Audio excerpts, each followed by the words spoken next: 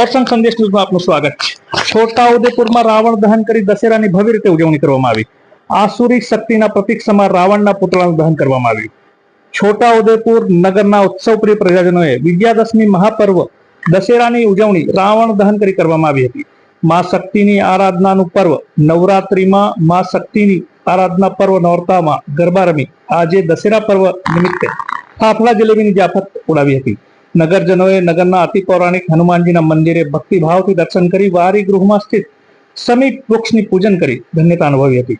ભગવાન શ્રી રામચંદ્રજીના હસ્તે દશેરાના દિવસે આસુરી શક્તિના પ્રતીક સમા રાવણનું હનન કરવામાં આવ્યું હતું. તેથી જ આ દિવસે ઠેર ઠેર રાવણ દહન કરી આ દિવસની ઉજવણી કરવામાં આવે છે. અસત્ય પર સત્યના વિજય સમા આ મહાપર્વમાં આસુરી શક્તિના પ્રતીક સમા રાવણનું નગરના વિવિધ વિસ્તારોમાં દહન કરવામાં આવ્યું. નગરના જૈન મંદિર ચોક અને નવાપુરા ચોખંડી ખાતે સ્થાનિક યુવકો દ્વારા રાવણ દહન કાર્યક્રમનું આયોજન કરવામાં આવ્યું હતું. રાવણના પુતળાનું વિધિવત દહન કરી નગરજનોએ દશેરા પર્વની ભવ્ય ઉજવણી કરી હતી.